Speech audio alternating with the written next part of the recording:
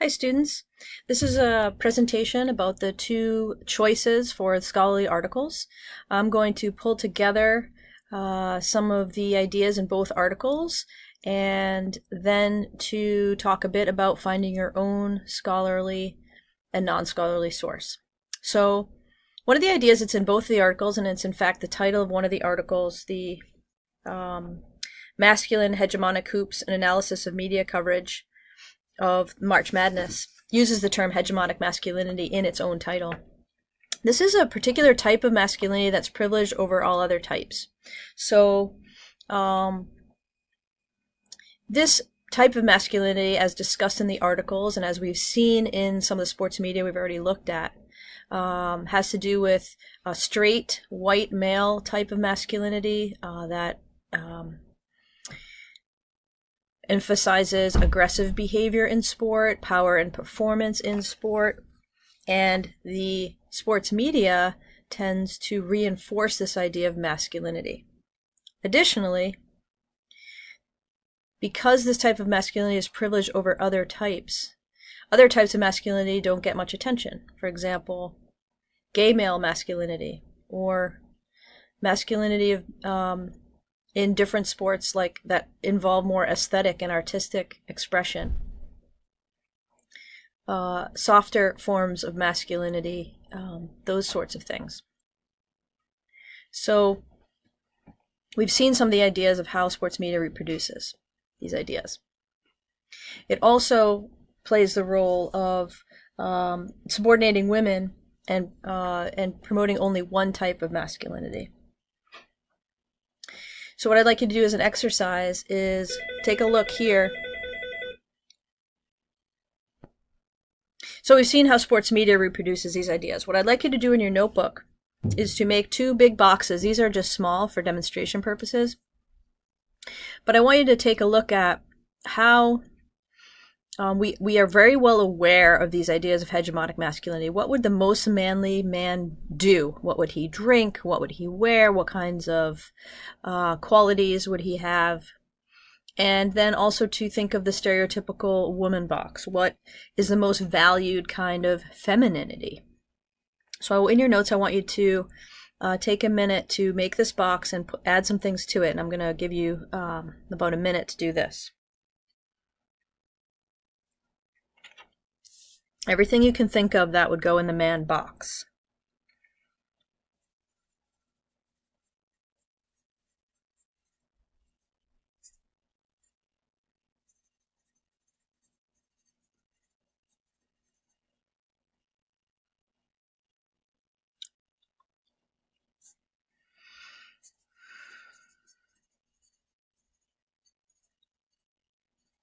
Keep working. Add specific examples.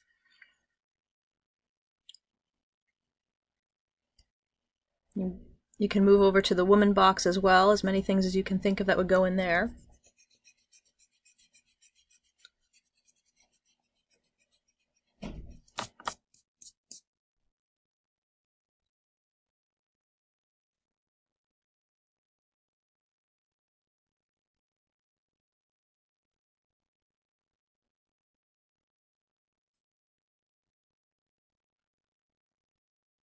Okay, so typically lots of things going in here, everything from, drinking Budweiser to working construction, driving a nice car, paying for things, supporting families, not crying, those kinds of things typically students will put in the man box. In the woman box, we could laugh and talk about, yoga pants and being emotional, cooking, those kinds of things. So what the big idea here is that the sports media reproduces these ideas through how they cover men's and women's sports, what they say about the athletes, the camera angles they use when they show the games, and also the stories that they do not tell. Often the stories that don't get told are also really important. If you think about sports media in terms of catastrophic injuries or weakness in a certain part of the body that cause an athlete to be out, these kinds of things are not typically covered in the sports media, and that's also important. So in terms of these articles, you are to pick one of them, either the March Madness, the masculine hegemonic hoops, an analysis of media coverage of March Madness, or Go Heavy or Go Home, an examination of audience attitudes in their relationship to gender cues in 2010 Olympic snowboarding coverage. So I'm going to talk about both of these and some of the themes that are between them. As you know, the beginning of each of the articles is a literature review. I ask you not to get so caught up in the literature review when writing your summary, because within that literature review, the authors are telling you, here's what everybody else has done in this area, in looking at March Madness, for example, or looking at snowboarding in the Winter Games. Here's what they found, and here's why our contribution is important. So that is the whole beginning part of the article. Let me just talk a little bit about some of the findings in the literature reviews that are important to this whole unit in sports media.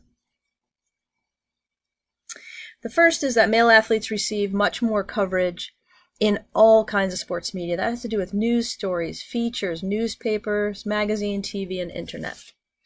This was in the literature review of both articles, and it also was emphasized. Even some numbers, some quantitative numbers were discussed, in the snowboarding article, that this underrepresentation, that 27% of college basketball newspaper coverage, only 27% actually went to women. And that even when looking at college newspapers written by students at universities, 82% of the coverage goes to male athletes. And the overall finding, too, is that international coverage is better. And so that's why looking at the Olympic coverage, I think, is actually really important. Another area is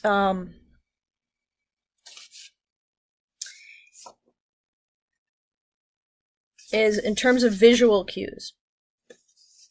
So one of the interesting findings here is that if you look at camera angles and camera shots, and that's one of the things that when we look in class at the coverage of the Olympic Games, that's one thing to notice.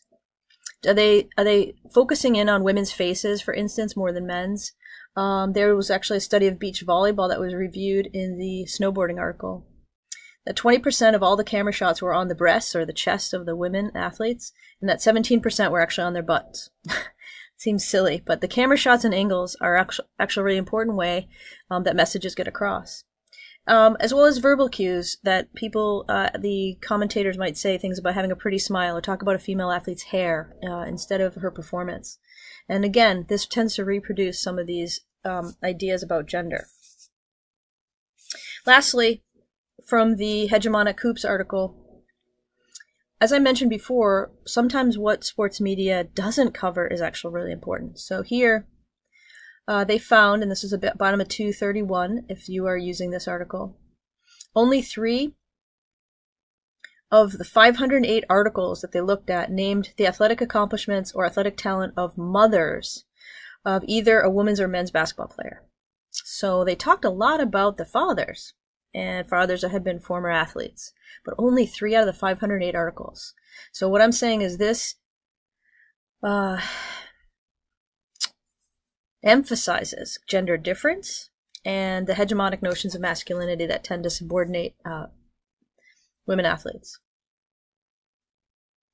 The findings, there were 6 themes. I'm only going to really have time to talk about them briefly. I need to move on. The 6 themes from the basketball article were that the male athletes got a lot more articles, that when female athletes were successful, they attributed oftentimes in the print article to when she played with boys growing up, that football is king, and that football is actually more important than basketball, and even in some of the March Madness coverage, they talk about the football teams as well. The parents are important, especially athletic fathers get a lot of press in the written print coverage. That race matters only in terms of men. That for black males and their supposed athletic superiority, they don't give the same lip service to black females. And that the emphasis of the straight athletes, that their connection to significant others heterosexual significant others as an important part of the coverage as well. For the go heavy or go home findings, they were looking both at attitudes and a content analysis. So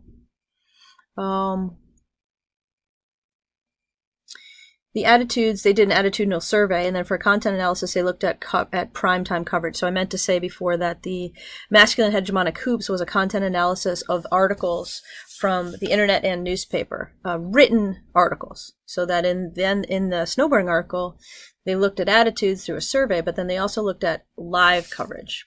And it actually wasn't live, it was like primetime coverage.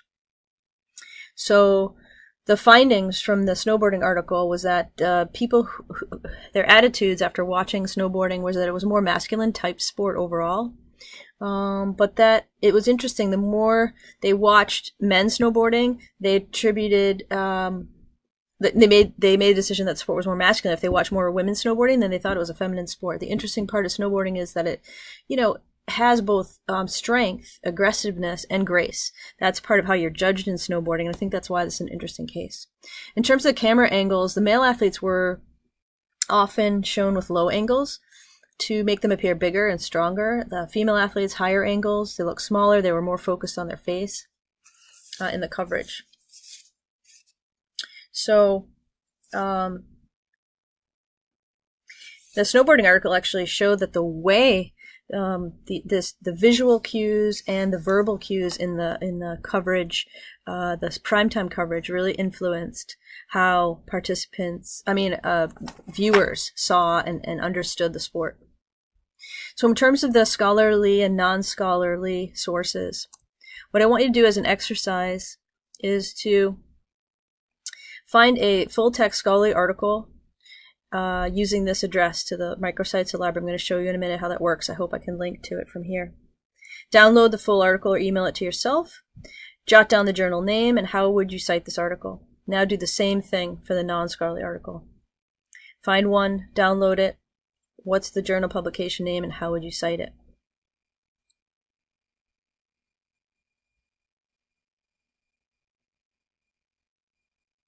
So it's important to take a look when you're linked here, how you would get to the articles. I want you to explore this on your own, how you know already to do this.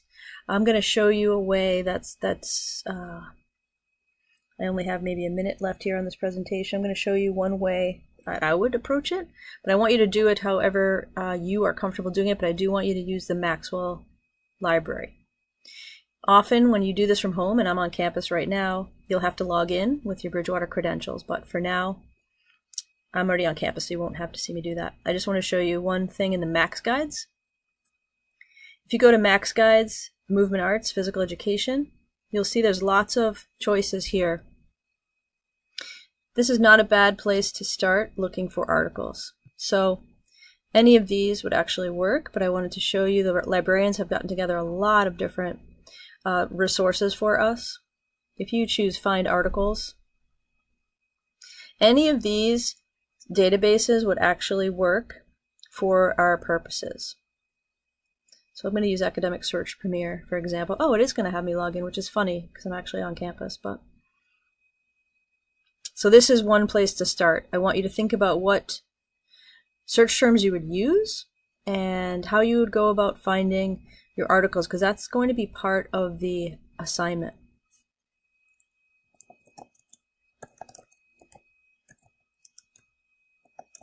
Here's an example. Using and to link, and I'm not making a whole entire sentence. So from this search, your task is to find one scholarly and one non-scholarly source. Think about the sources, and I'm clicking here, of the articles that you read. How did you know these were scholarly sources? Look at the journal names that these are from, and that might help you as well.